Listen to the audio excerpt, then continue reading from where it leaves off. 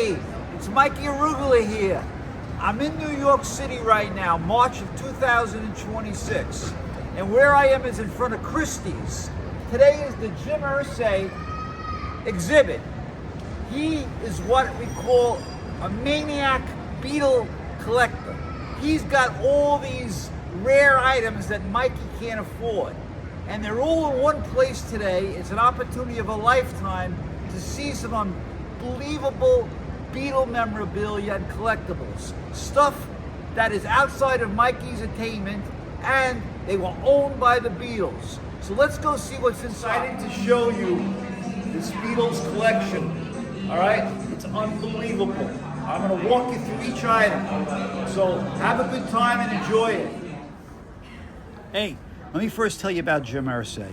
He died in 2025. Forbes estimated his net worth to exceed $4 billion. He was a lover of music and a major collector of 20th century cultural artifacts. Let me just start off by showing you this Ringo drum set. Now, this is Ringo's first Ludwig drum set, which he used from May of '63 to February of '64. By the way, the Beatles logo on this drum set is not original. You're going to see the original in 1 or 2 minutes when I show it to you. This drum kit was also used by Paul McCartney to record his first solo album, the McCartney album. All right?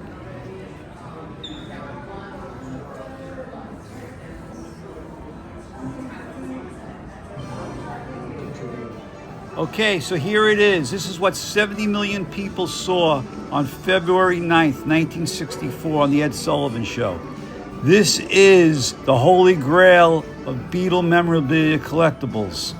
The drum head, the drop T drum head that everybody saw, that made everybody want to become a Beatle or a musician and pick up a guitar and play the drums. All right, this is it. Jim paid over $2 million for that. Now, here what we're going to see is a snare drum. This snare drum is from Ringo's second Ludwig drum kit. It too was used by Paul McCartney to record his first solo album, McCartney, in 1970.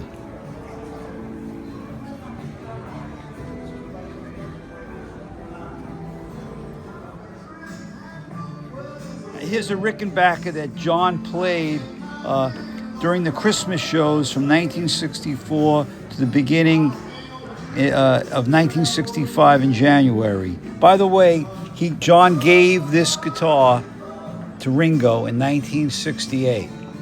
And that's how Jim Irsay got it from Ringo.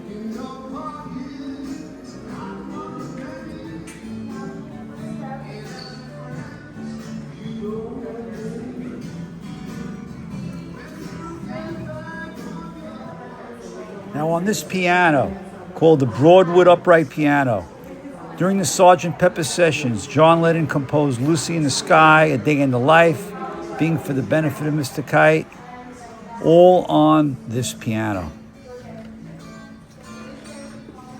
Incredible to be able to just be touching this piano, seeing it.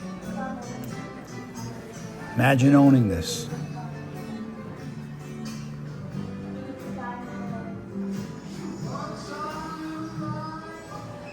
Hey, if you remember seeing Hey Jude and the Revolution videos, George was playing an SG. Well, an SG Gibson, that's this guitar. All right? This is the guitar that George owned and played during those years. Look at the wear on the body. This is a guitar that George would play regularly on all different songs. Here's something cool. A nice autographed picture from Sgt. Pepper. Not too easy to find one of these guys with real autographs. We know this is real. All right? This is actually a fan club picture that was autographed. If you see on the bottom, you'll see Beatles fan club. Nice poster signed by all 4 Beatles.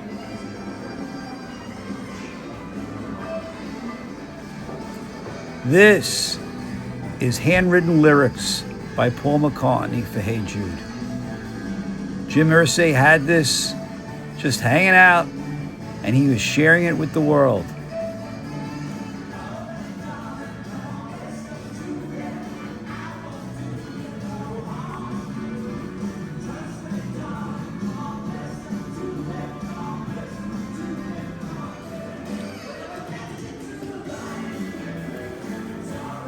Here's a Yamaha bass played by Paul McCartney.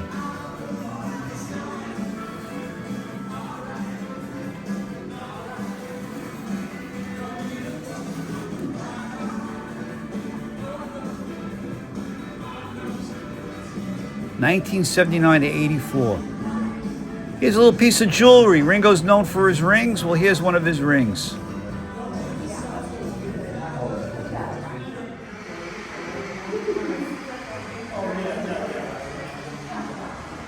Another guitar owned by George.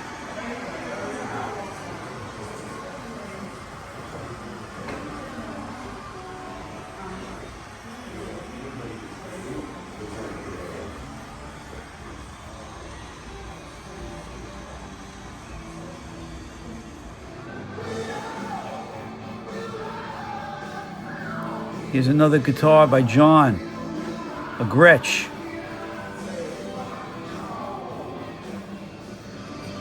This is something you're not going to be able to read, but it's a very historical document that Jim Irsay owned.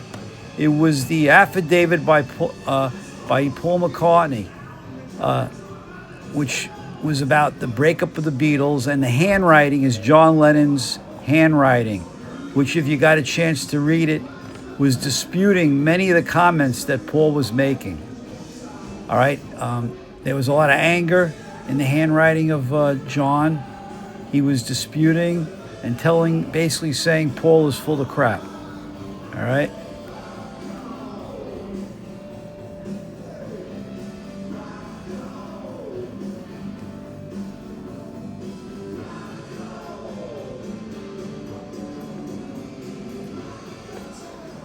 Mikey maybe can get this. It's the only thing I can afford. Some full tickets from the Shea Stadium concert in '65.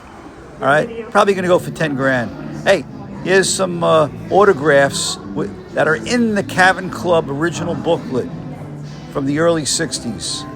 All right, you got the whole set of everything related to the Cavern Club with the book signed by all 4 Beatles.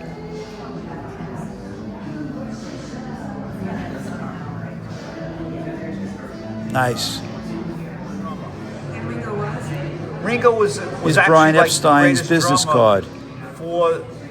They knew him, and they enjoyed playing with him, and he fit right in.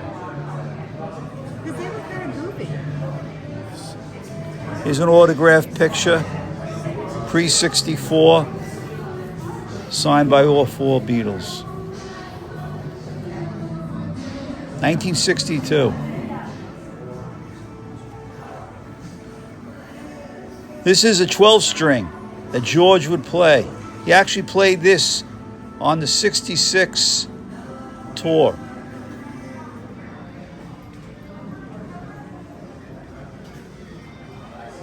As you can see, this is something John and Yoko signed and wrote.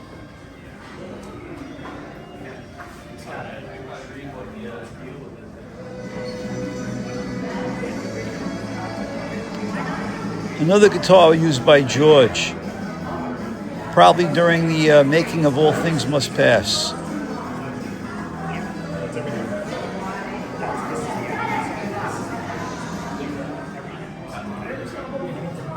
I love this item. Mal Evans actually did most of the writing during the sessions of Abbey Road, but it's Maxwell's Silver Hammer.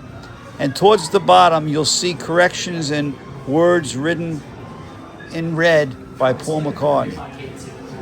But most of this is written by Mal Evans.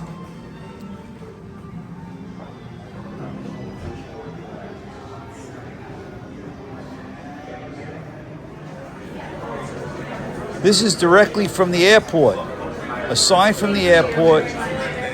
All right, and the Beatles signed all 4 autographs. I was interested more to see autographs that by the Beatles. this was to Stella from Paul McCartney. When it goes. Maybe that's why he ended up naming one of his daughters Stella. Hey, look, here's another bunch of autographs. Lots of But like here, little look at items this, where he here signs that... to Marion. Now, to finish up this video, what I just wanted to show you was the incredible guitar collection that Jim Irsay had put together and assembled over his lifetime. He was a lover of music, and there are hundreds and hundreds of guitars. Electric, acoustic, all different models, all worth substantial dollars. Guitars, Fenders, Gibsons, Martins, all right? All the best guitars assembled under one roof, all right? It's a shame that these guitars are going to be dispersed. The greatest guitar collection on earth, Guitar Magazine said. So with that in mind, I just want to say thank you for watching this video. I hope you got some enjoyment out of it, especially those that you can't go there and see it. This collection will never be together again. So I just wanted to say this so that someday people can see. There's that drum head, okay, that we all love, and Ringo's drums from up above. The Jim Irsay collection. Thank you, Jim, for taking the time to assemble this during your lifetime. We really enjoyed it.